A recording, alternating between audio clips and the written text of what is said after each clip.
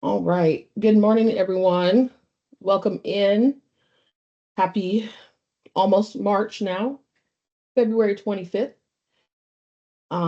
We're going to get started here shortly so we don't hold up anybody's time today, but we just want to say, like always, we appreciate you for being here.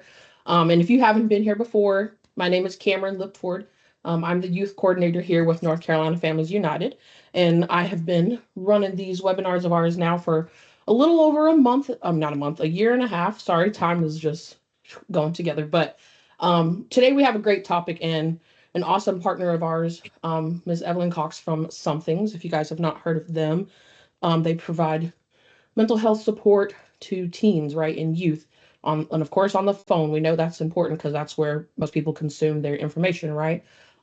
So I'm going to turn it over to Miss Evelyn here. Let her introduce herself, and she will be your guys' lead today. And of course, you're welcome to come off camera, off mute, anything like that. And then, there will be time for questions later today. But please don't be shy because we want interaction and we want to see your beautiful faces and hear your voices. But Miss Evelyn, I'll turn it over to you. Of course, of course. Thanks, Cameron. Thank you all for having me. And thanks to everyone who's in the audience. It's great to see some familiar faces. And um, as we know, this month, February, is Teen Dating Violence Awareness Month. And really, really excited to be partnering with Cameron and the NCFamU's Unite team to present this conversation. We wanted to take some time to first talk about teen dating violence and what we can all do to support healthy relationship development in teens, but also to really take a strengths-based approach to look at what healthy development looks like in terms of adolescent relationships and how we all can be part of the solution. Um, will move us forward. Just some quick overview or learning objectives today. Today we'll be talking about how common teen dating violence actually is and what it really looks like, how we can all be better aware, some early warning signs that we all, should be aware of and recognize, and how to start the conversation and intervene early and often. Back to this community prevention model, also thinking about how we can all model and reinforce healthy relationship skills in our work and in our interactions with young people. And then finally, why peer support is really a powerful prevention tool. And I'll share a little bit more about some things along the way. Just wanted to provide a brief disclaimer here. Some of the tough stuff we're talking about today may be difficult to hear. Just wanted to say you can please take care of yourself. It's okay to step away. It's okay to log off. If you're currently experiencing relationship violence or know someone who is, I've listed a few really amazing resources here. The National Domestic Violence Hotline has a hotline number you can call, as well as many resources available on their website. And I encourage you all to check them out. Um, First, let's orient ourselves around teen dating violence and this problem. So the definition I wanted to pull here for us all, teen dating violence is a pattern of behavior. Importantly, it's a pattern of behavior where one or more parties use intimidation, threats of or actual physical, emotional, or sexual violence in order to maintain power and control over their partner and within their relationship. And importantly, as I mentioned, teen dating violence and relationship violence as a whole is really a pattern of behavior. We have this broad assumption that this looks like, dramatic events that, are pertinent or pervasive, but typically it's an amalgamation of things, and they can present across various domains, including psychological, which some examples include, jealousy, isolation, humiliation, and threats. Physical violence, some examples including, hitting, physical pushing, sexual, something we're well aware of is around coercion, pressuring on consensual, sexual activity, as well as, more recently, we're talking more about digital and cyber, relationship violence, things like monitoring locations, whereabouts, demanding more information and access to things that could be kept private or typically would be kept private, as well as harassment online. Also wanted to comment here, a vast majority of victims of relationship abuse actually also report being a perpetrator or perpetuating relationship violence.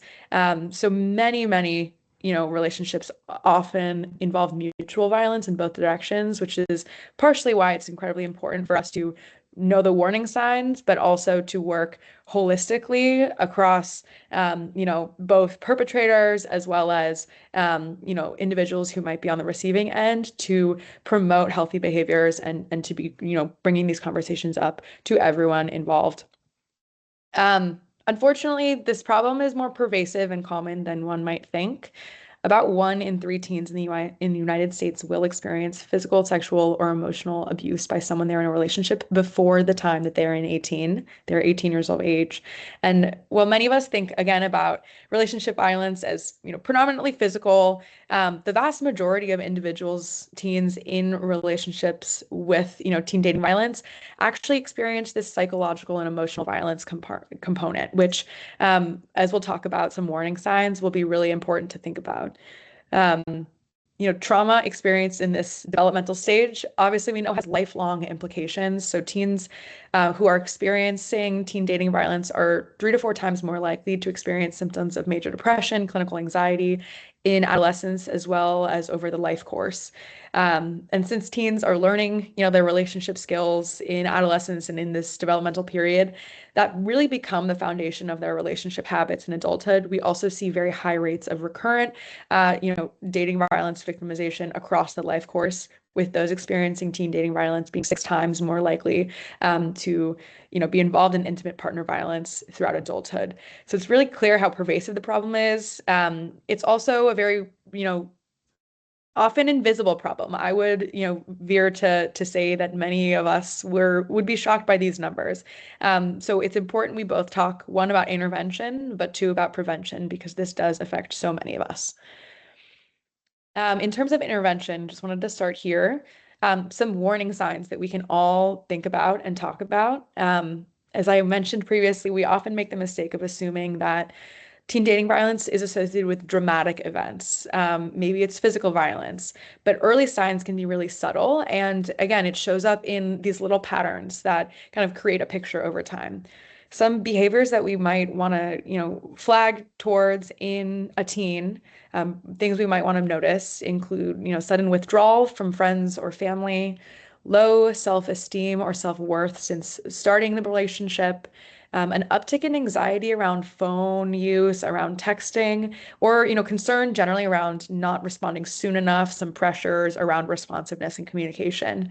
Mood changes, as I mentioned, depression, anxiety, hypervigilance as being, common presentations, loss of interest in activities that folks used to love, change in school behaviors, things like grades, poor attendance, dropping responsibilities, unexplained injuries or explanations that, aren't quite adding up. Lastly, just sort of partner involvement, monitoring their whereabouts, as well as making excuses on behalf of their partner's behavior. On the other side, for adults in the lives of young people who are privy to a relationship dynamic that's unfolding in front of them, things to watch out for might include one partner making all or many of the decisions on behalf of both of them, public put downs or humiliations, extreme jealousy that is sort of masked as love or protectiveness, but really comes at a cost, pressure, to, push the bounds of privacy, including sharing passwords or locations or sending and exchanging of explicit images, excessive communication in a way that again causes harm or, veers towards the side of harm, as well as again negative comments around individuals' experience made privately or publicly. Um, what I like to think about here is importantly, these all seem like very, very clear things to look for, but in reality, it can be very hard to capture and identify because young people are constantly kind of, you know, moving through life with what they expect or is reflected back to them as, understanding that to be the norm.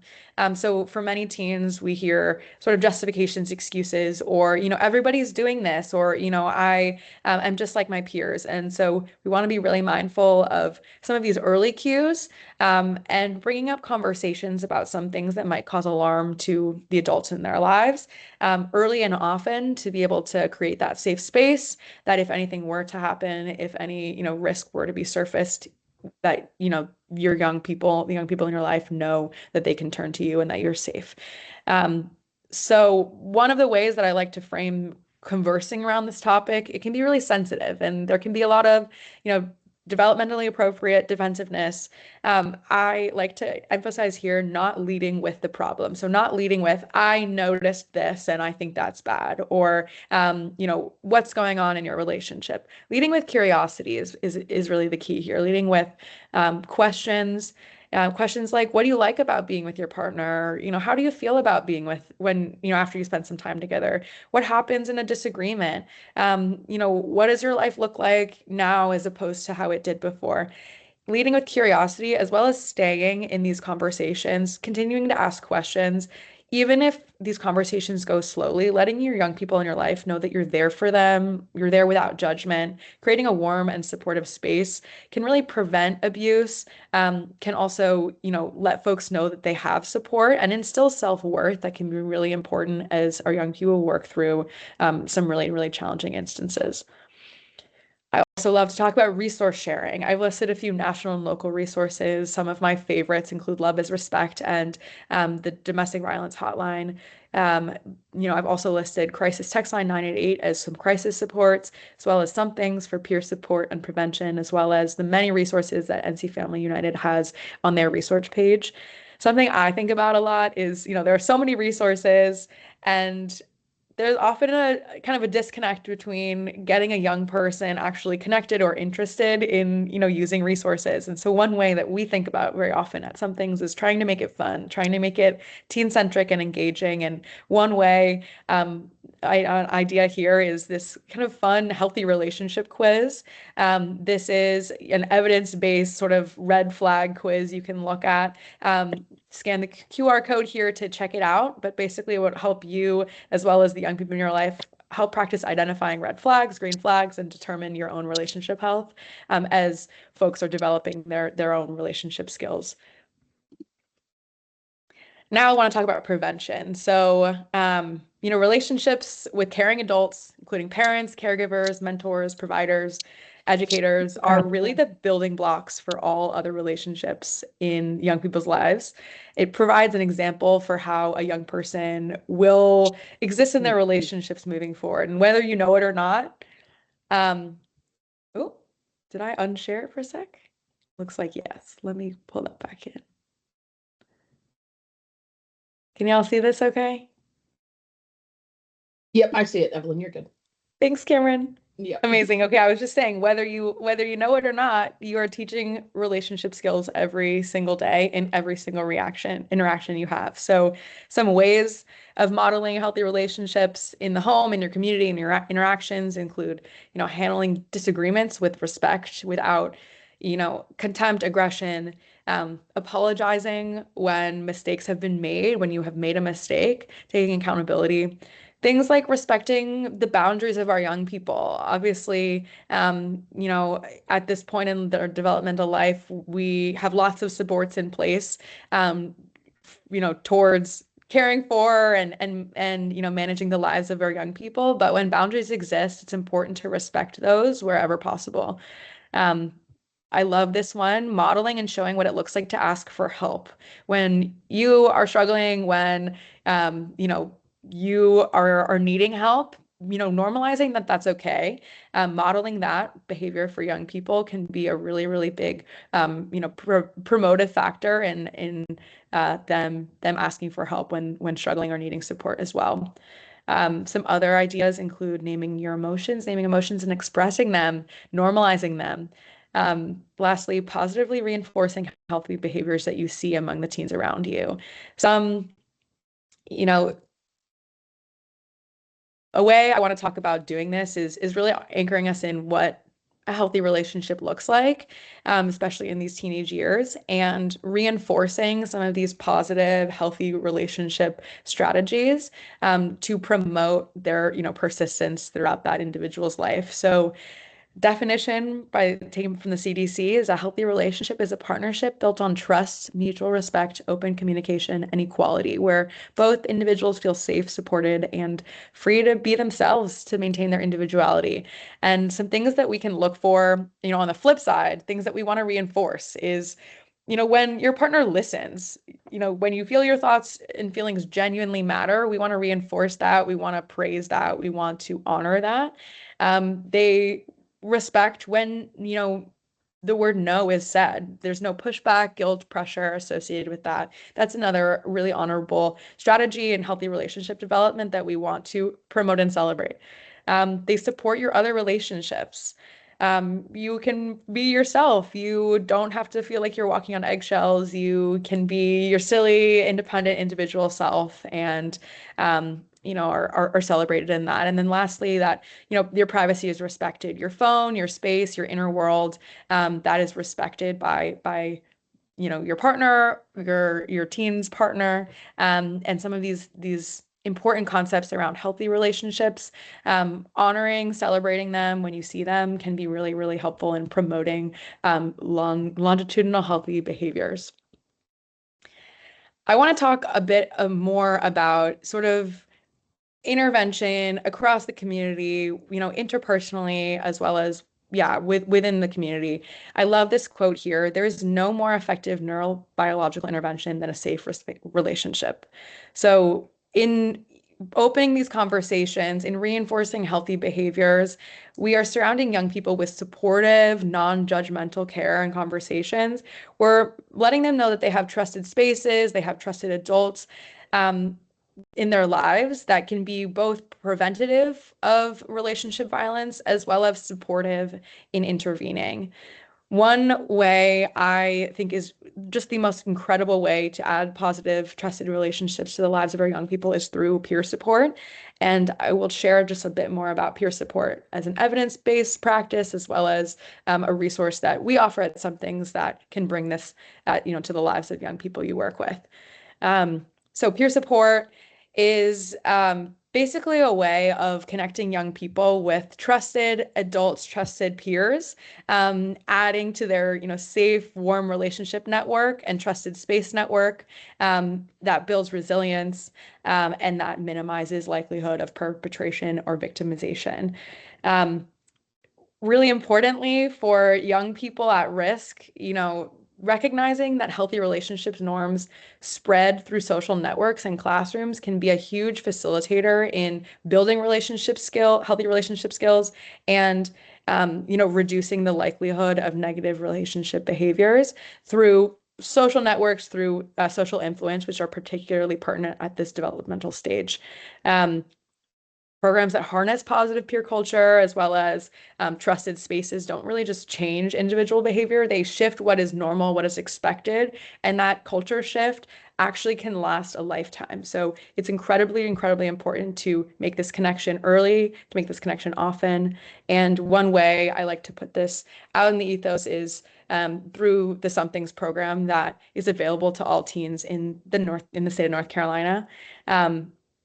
Peer support, as such a strong evidence-based practice, should be something that we all have access to, especially our young people. And luckily, through our partnership with NCHHS, that is a reality. So all teens in North Carolina, teens 13 through 19, can access this digital peer support program where they can access a peer mentor as well as licensed therapists and providers completely for free at any time they need support. Three things I want to say here is why I love this program. First and foremost, we are built for the digital age. We're available where teens are already communicating, where they are already playing, making connections. And also, we're built in their language, meeting them with peers, meeting them with folks who know what it's like to be, communicating digitally, know what it's like to be living through what they're living through today. So that shared language can really create trust, build resilience, and be a safe space to practice relationship health. Um, Second, human connection is really at the center of everything we do. Never AI, never anything, social media, AI, whatnot. It's all about connecting people with people and creating trusted, safe spaces for all of our youth. And lastly, it's incredibly low barrier to entry. So teens can access their app completely free just by downloading it and can seek support whenever, wherever they want. Um, just a bit more about the program. This is what it looks like. It's basically a iMessage distilled down into a mobile app, really, so we can make it one, HIPAA compliant, but two, it is supervised and monitored at all times for risk and for clinical presentations that might require additional support. You can see on the left there are majority of our teens interacting with their mentors through chat and text. That's preferred communication method. We also allow for folks to schedule video or call sessions. And really, really importantly, crisis resources are always available and one click away for anyone who needs it. I want to talk about who our mentors are and then distill us down with some next steps that we can all take away from this presentation. The mentors through some things are algorithmically matched with the teens who need support based on lived experience, goals, preferences, and more. And you can see some examples on the right. These are all college-age students who live and play and have grown up in North Carolina and have experienced a diverse array of concerns, many of which have experienced relationship violence of some form, drama within their family or home life, or have worked through some similar challenges that we've touched on today. Importantly, all of our mentors are certified peer specialists, which means they go through 50+ hours of training. They go through extensive background checks and reference checks and are supervised in real time to make sure everything is safe and effective. As we know, it can be very hard to reach our young people who are struggling with teen dating violence. And for many of them, the first people to bear witness to violence or any indicator are often their peers or friends. So having peers and friends who are equipped with training, certification, as well as, a team of clinicians behind them can really make for the most effective outcome, the most successful outcome for teens in our state who are struggling. Just wanted to flag this here. If you want to check us out a little bit more, you can check us out at somethings.com or scan this QR code, which will lead you to our app. And I love just to say, recommend this to anyone and everyone. My goal is really to have every teen in the state have Somethings downloaded on their phone, just so that they know where to go in case they need support. It's just a click away, and it's completely free. So there's really no downside. Some takeaways from our conversation.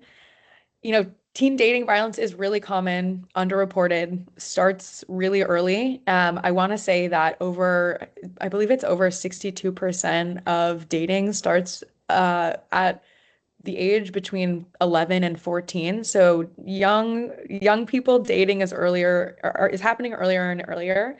And we need to be equipping our young people with the support, the conversations, the tools earlier and earlier as well. Warning signs, as we mentioned, are often really, really subtle. Adults need to know them, need to reinforce, what is good and what is maybe worrisome, and check in, ask questions, open the conversation early and often. The best intervention always starts with conversation. It's always these early warning signs that can help our young people access support or build the appropriate coping skills and healthy relationship skills to be able to flourish later in life. We don't want to wait for a crisis to arise. Fourth, adults model relationship health much more than they realize. So we can all be thinking about what we're modeling for our young people in our interactions with them, in our interactions with others. And lastly, equipping teens with peer support can be a very powerful prevention strategy, as well as an intervention for folks who are experiencing dating violence. Some things that we can do, each of us can do this month, for all the teens in our lives. Ask a question, open the conversation about their relationships. How is it going? How do you feel being in this relationship? What is it like for you? Just leading with curiosity, opening the conversation early and often. Also recommending resources that might be appropriate. So whether that's peer support through some things, whether that's, the hotlines for folks who might be more in crisis or leading towards needing more immediate support. For yourself, maybe it's reflecting on the relationship models that you are modeling and showing in your day-to-day life. There are also incredible trainings available for free, available online if you're interested in this area to get trained in how to be the best role model, how to be the best connector, and also how to be, kind of leading and creating the change within your communities. And then lastly, taking these learnings back to your organizations, to your communities, to your families, whether that's through sharing this webinar, advocating for this conversation in the school systems, in your community organizations, in your health systems, and, partnering with organizations who are doing this work. We have incredible, incredible organizations who are on the front lines talking about this, you know, like implementing evidence-based interventions, and many of which would love to be in partnership or in collaboration with all of you. So with that, I just want to leave my email and my website here for anyone who is interested in chatting more, learning more about some things. I'm happy to answer any questions now as well. But just want to thank you all again for being here, for listening to this presentation, and for being advocates and allies in the lives of our young people. It really means so, so much, the work that you all do, and I so appreciate you all being here today. And thanks to Cameron as well for being just an incredible partner, and for having us on, and celebrating this conversation. I will leave this up, but if anyone has any questions, I'd be happy to answer any right now. So feel free to unmute or pop them in the chat. Hi, this is Malia, and I just wanted to say this was a great class. Shared a lot of interesting information. Did not know that kids started dating so young, at 11. I know my granddaughter is soon to be 13, and I was like, oh, yeah, I need to start asking questions. So thank you so very much for sharing. Thank you, Malia, for that. I really appreciate that sentiment. And it is, I mean, it's such a different world being a young person today. And I'm not too far away from, adolescence, but I certainly could not understand and could not begin to understand what it's like to grow up as a young person today, and how the dating relationships dynamics have changed through the introduction of social media and AI. So there's a lot of things that have changed, and it's important that we all, as allies and advocates in our community, kind of stay abreast of some of those changes. So I appreciate your positive words, and thank you for being here. Evelyn, I'm Corey Harper, the Executive Director of North Carolina Families United, and thank you so much for being here. This information is great. I wish that we had it when I was coming along.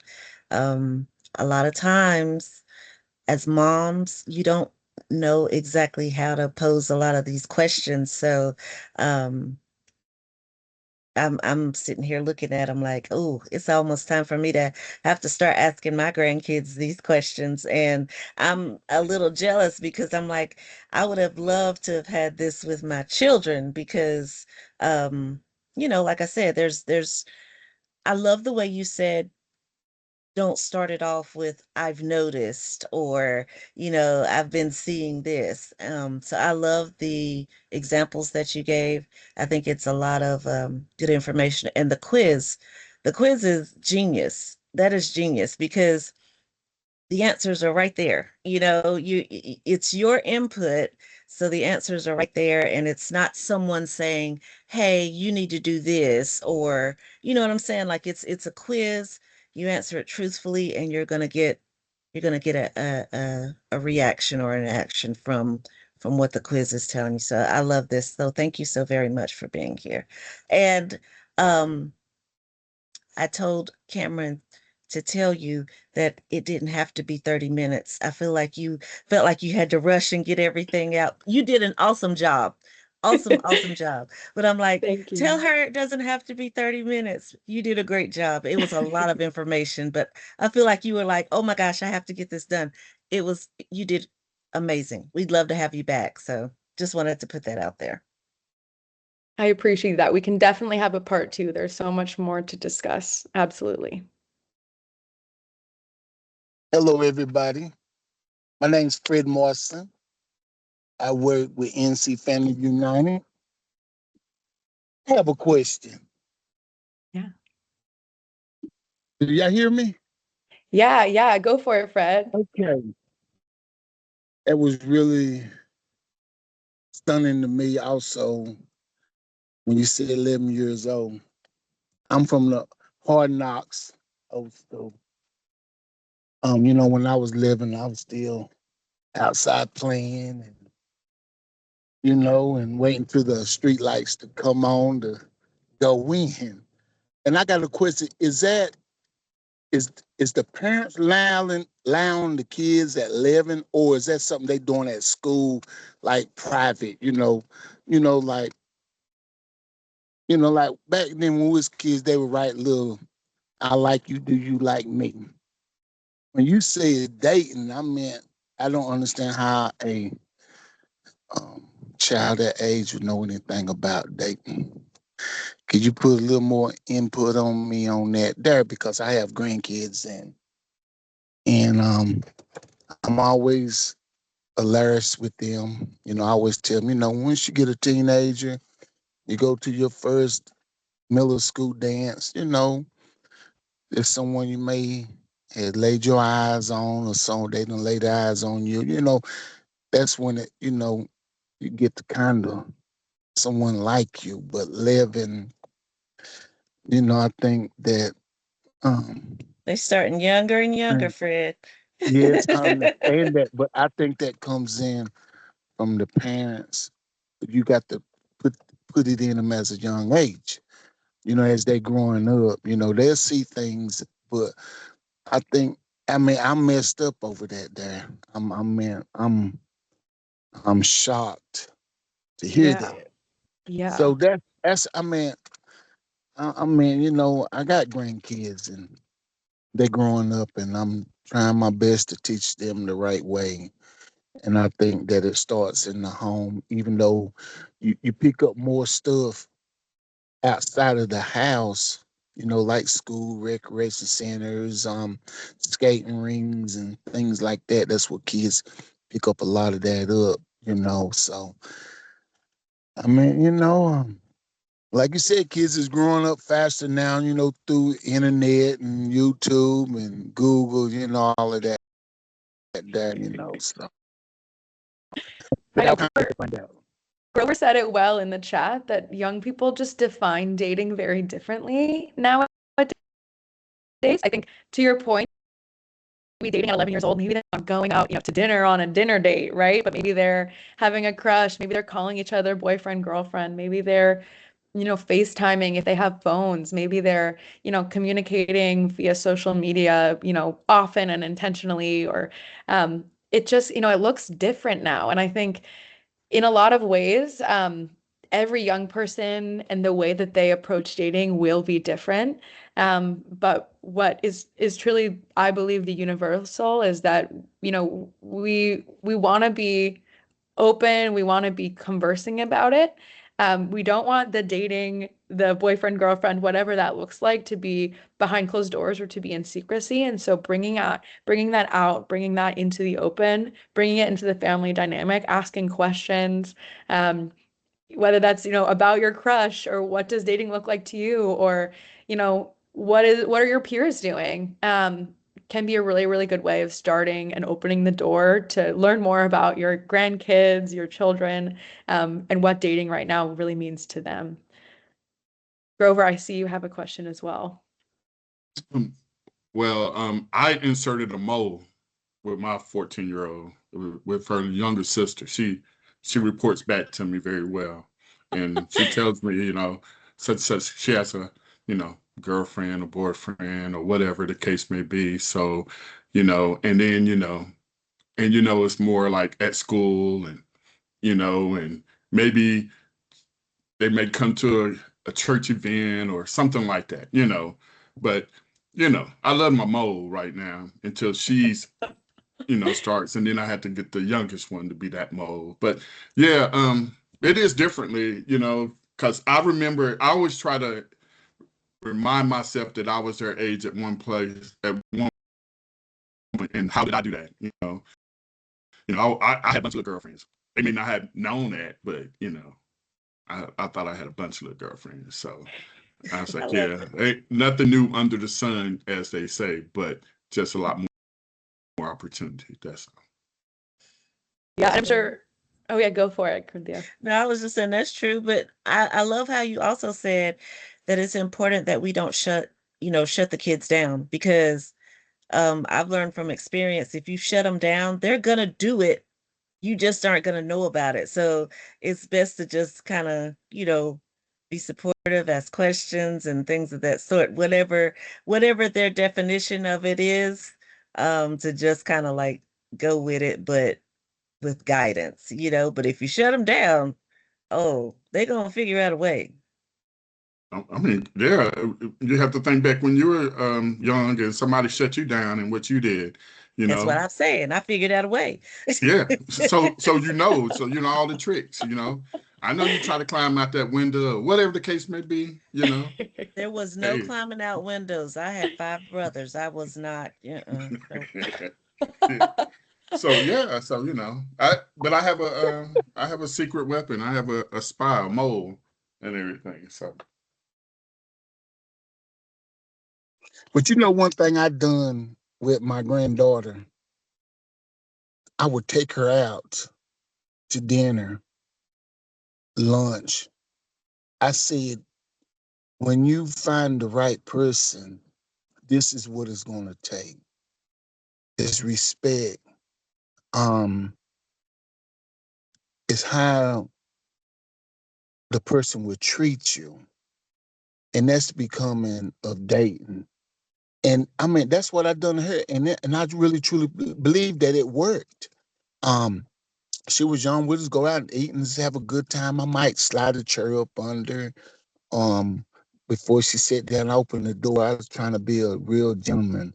And I said, that's how you know when you're finding the right person, someone that you really will enjoy spending it. And that's what you call dating.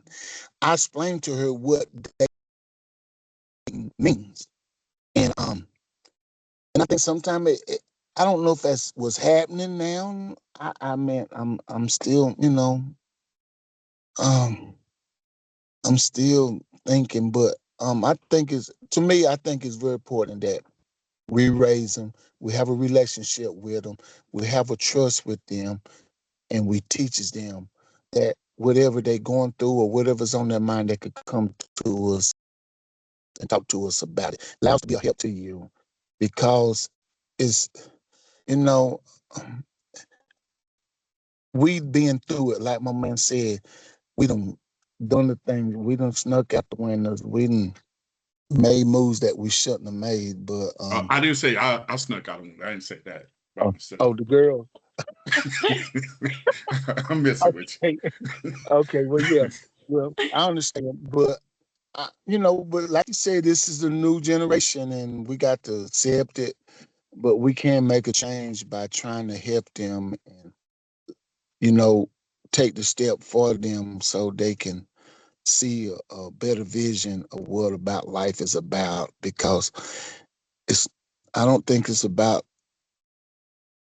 dating at a young age. It's about teaching them children about life.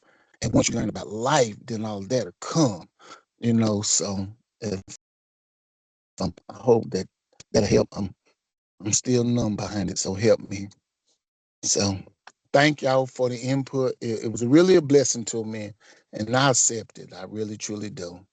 And I would continue to read the book and try to learn more, and so I can hope that I could be a help to the youth, that they could see it as um a better overall picture, paint a picture for them so they could see life, what life is more than dating or whatever they see that what it is. Thank you. Fred, I love that you model what makes a strong relationship or what, you want your grandchildren to look for. Because many teens have never actually heard adults explicitly talk about, relationships, what makes a great relationship. And the more they hear adults talk about what to look for, or as the relationships being something that they can learn in or grow in or feel respected by, the more likely that they're able to apply that same lens and that same line of thinking in their own dating worlds. And so it's just amazing you're modeling that. It's such a, early and often, I love to say. So I appreciate that. And I see, Dariana, you have your hand raised as well. Yes, thank you. I just wanted to say one of the things that now, as a parent, I take into consideration is giving parents grace. Because I remember growing up, I had friends who would do things that I wouldn't dare to do. Um, and my mom was not, I was a latch kid. I was a latch kid, right? So I had to stay home and do things on my own because she had to work, while other parents were actually staying home and taking care of the kids. And like, my kid is so nice. But in reality, when we will go out, I wouldn't do things that they would do, right? Recognizing that there are times that parents will do as much as they can, and the kid will still be influenced. The kid will still do things that they shouldn't do, specifically like a specific age, right? So just giving the parents grace. Some of them are doing as much as they can, and yeah. I completely agree, Jariana. I really appreciate that perspective.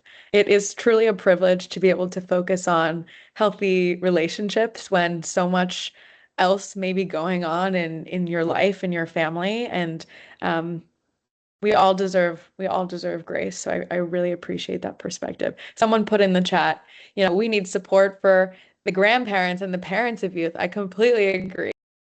And I do know of a peer support program for, folks who aren't teenagers. So I'll pop that in the chat as well, because I firmly believe that that's the truth. So thank you for sharing that perspective. I value that so much. Annette, go for it. Hey, yeah, I'm coming to the conversation late. I'm coming from another meeting, so apologies. But I just wanted to share that I was asked over the summer last year to present about making healthy decisions to a group of young teenage girls. And the presenter before me put a lot of emphasis on stressing to them that they are valuable. Just that simple sentence, that you're valuable, and to never lose sight of that. And I just have to say, as an adult woman, and not a criticism of my parents, just an observation, that wasn't something that was ever said to me. Nobody really instilled in me that I was valuable. And so I think that we have to not take for granted that kids are hearing that they're getting that message that you're valuable. And so then we tied that into, no is a complete sentence. So a lot of times when we're making maybe bad decisions or not the best decisions, it's because we don't value ourselves enough.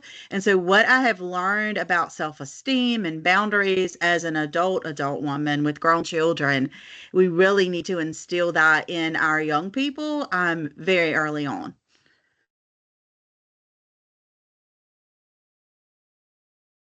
I have no words. I completely agree. Thank you for sharing that, Annette. That's an incredible perspective. And I certainly would have valued that perspective in my community and my family growing up too. So thank you for that insight.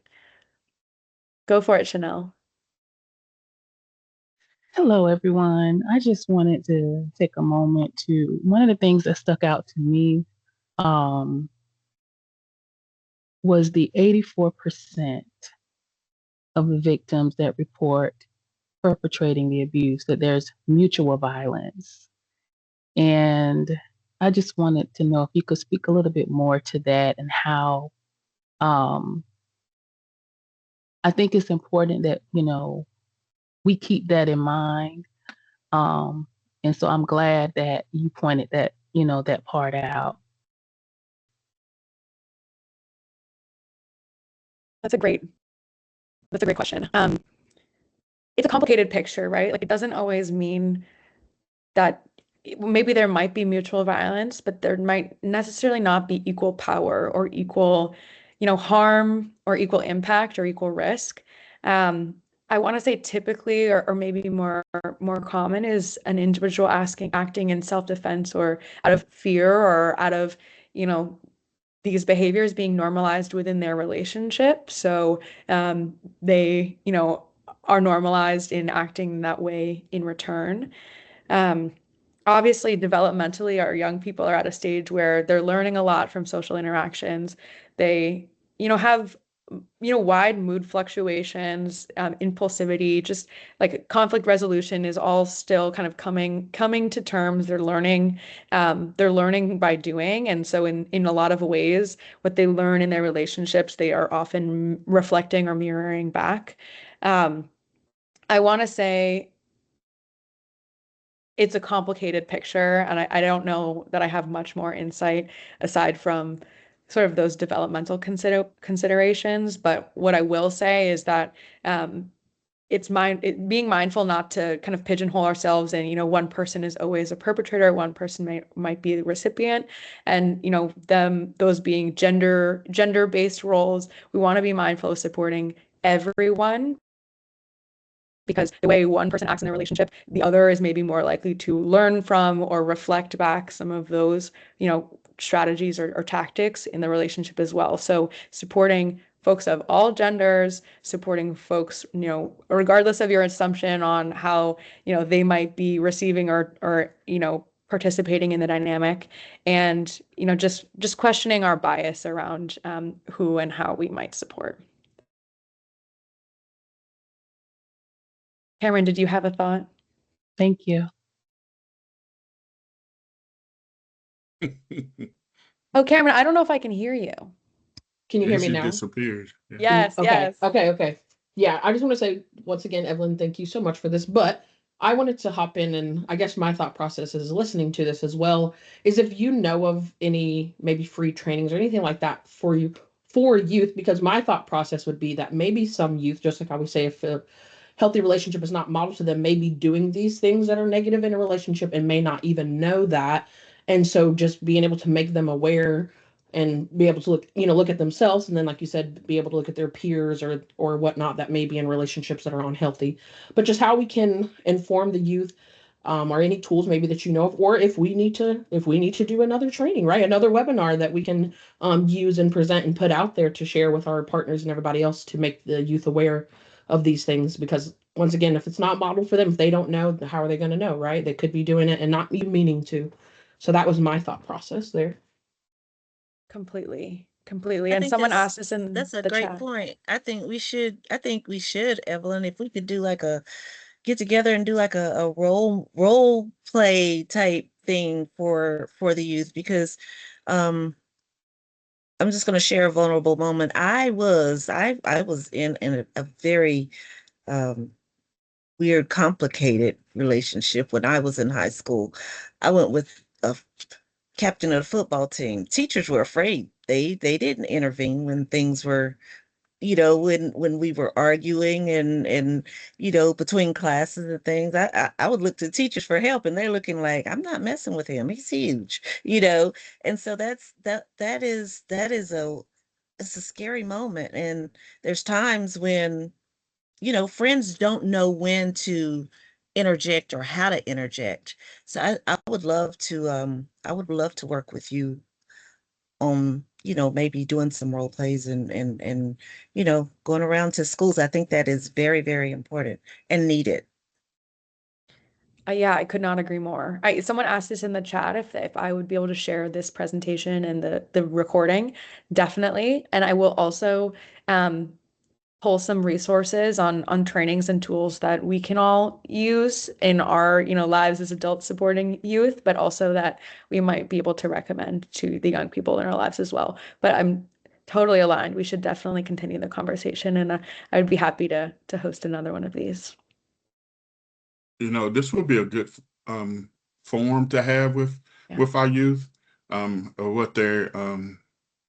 what they see as healthy relationships, or what they boundaries. Because I did put in the chat that when you are showing all of those opening doors and flowers and stuff, nowadays they call you a simp, that you're thirsty or whatever, and they're kind of laughing at you, and they want a harder man or someone who's a roughneck. That's my old school. I'm old, to be hard, and women want a certain type of guy, over 6 foot and this and that, making six figures and stuff like that. So it's kind of hard to teach the old values of being respectful and everything to these young people, because they say, man, nah, I can't do that because they label me as a simp and everything. Have you heard that term before? Oh yeah. Yes. Mhm. And it's sad that young girls think that you are a simp just because you want to respect them in a lot of ways. Yeah, it is sad. They knew what I knew. Right. So that's why we need to have more like forums and conversation like this, so they can get a better understanding of their self-worth and understand that it doesn't So, matter who you like, it so only what I hear matters to you you. saying, Grover, is that you're gonna pass on your information to Cameron so we can collaborate. That's what I hear you saying. Am I correct in that? Anything, because I had these talks with my boys, and it worked out pretty well.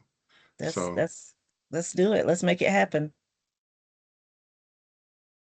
All right. Well, it is 12:50.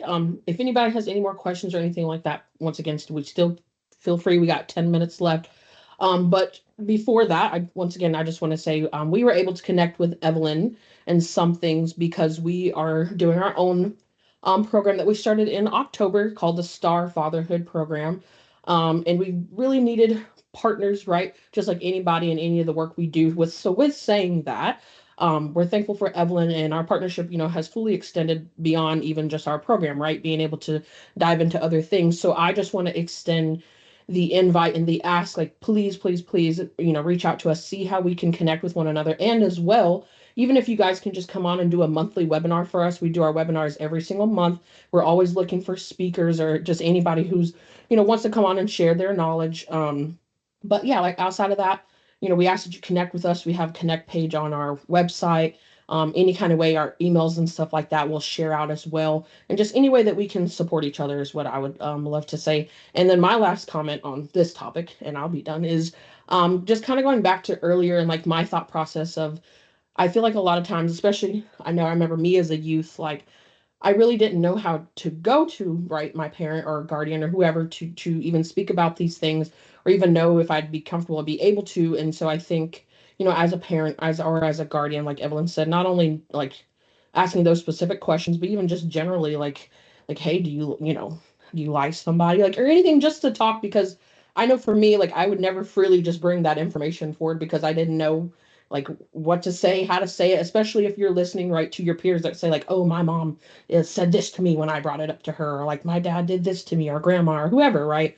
And then also just personal to my life, unfortunately, there are youth out there, especially young girls. I think about this just because of me, who didn't have maybe the best relationship with their father, or have, a father around to be able to exemplify these things. And you can have male role models and all that in your life, but at the same time, it's still just a very different dynamic of understanding dating and what you're supposed to be getting out of a boyfriend that's not supposed to be love you as, like a father may, where some girls may feel that way, feel that kind of love, right? But understanding it's a completely different dynamic and how to go about those things. So I just wanted to throw that point in there for me. But once again, if you guys have any more questions, comments, anything like that, please put it in the chat, come off mute and get with Miss Evelyn, get with us. We'd all love to connect.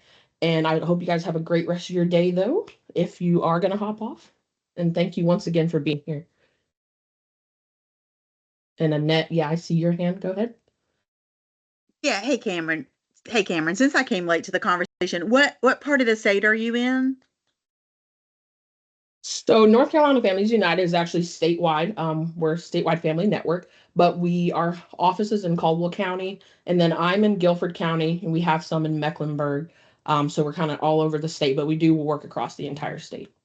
Got you. I was curious because what you were saying about the dads, education for dads, made me think of the community baby showers that are happening in a lot of counties. I don't know if you've seen any of those, but I've had the opportunity to be a part of some of those. And it's really great when you not only have the moms coming out to those, but I've seen a lot of dads at those with the pregnant moms and moms that have just delivered. And the ones that I have been to, they have been really receptive to information that have been shared at those. They get gifts and they get refreshments depending on who's putting it on, but it may be an avenue to be able to present some information on the dad's role and whatever you guys do with that. I was just going to throw that out as an option, those community baby showers. Well, thank you. And yeah, that'd be something we'll have to look into. So the work we do right now is actually with incarcerated fathers. So we're inside of the jails and the prisons. Now we do have a family connection piece and reentry piece that may be something definitely to look into. But thank you so much for sharing that. And if you've ever had a chance to attend any of our Trillium reentry simulations, that would be a great experience if you haven't had an opportunity. And maybe maybe I can share with our training department that maybe that's another component that they might want to look at, that piece of being a parent coming back in, and trying to navigate that. So I'll share that with the training department just as an idea. Oh, that would be awesome because we would love that. And as far as more information, we just finished our first graduating class, our first cohort. So we have that on our website and our Facebook as well. And for us, it was just amazing. Well, for me, I'll say it was amazing to see the community feedback as on social media over, thousands of likes and comments just saying how needed it was. And then also, of course, the fathers.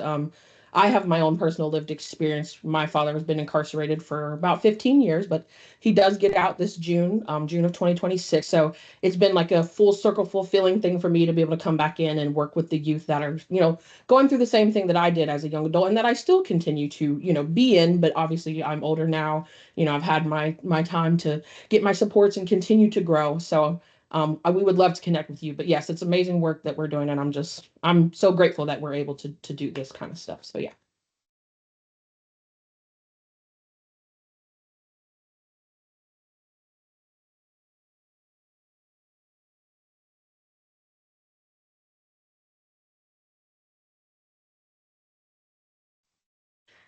Do you love the awkward silence? Hey, gotta let it sit. That's why I was Uh, like, I said my piece, and then yeah. anybody's welcome to stay, but yeah, it'll Again, end we in thank you so about 3 much. It minutes. was it was really, really good. And I see on here you say to be continued for sure. So we will be contacting you again. I think this is an amazing opportunity to be able to reach the youth, and just thank you. It was a lot of good information, good resources as well. For sure. I appreciate you all for having me, and definitely we'll be sending the resources and the presentation via email after this. Awesome. All right. Oh, I had one question. So you said where what type of training do you have for, because you said you have youth as young as 13 that are peer support So trained? this is a great question. So we serve people who are 13 through 19, Okay. and the peer support specialists they're really near peer support specialists. They legally have to be over the age of 18. Okay. So most of them are in college or college age. Okay. That's what I thought, but I didn't know if I heard it wrong or not, but that's a very good point. And I do think it's important to have individuals as close in age as possible so it's relevant information. You know, nobody's gonna teenagers are not gonna listen to me. I'm not gonna know what they're talking about. They're not gonna know what I'm talking about. So I think it's good that they have peer support close in age. That's very relatable. I think so. It's good too. Good too. Definitely. All right. Well, I believe most people are dropping off at this point, so it's 12:58. Give you 2 minutes back now. Like they like to 2 minutes. say. All right, 2 minutes to get right. But yes, Evelyn, once again, thank you so much. And then, of course, we'll follow up, to continue to connect about the next steps. This is an exciting conversation, and I was very happy with the way everybody was interacting. So that was cool. Yeah. And it was amazing to see the conversation. It's clear this is like close to home for so many people. And yeah, it was beautiful hearing lived experience reflected here and, what people are doing and the strategies everyone's implementing in their own, relationships with their young people. So it was Yeah. really so special. All right. Awesome. Okay, y'all. Well, y'all have a great rest of your day. I'll end it, and then Evelyn, like I said, I'll get with you for the follow-up of the presentation and everything to send out. Okay. Perfect. All right. Thank you. Thanks, everyone. Take good care. All right, y'all too. Bye. Thank you. Bye-bye.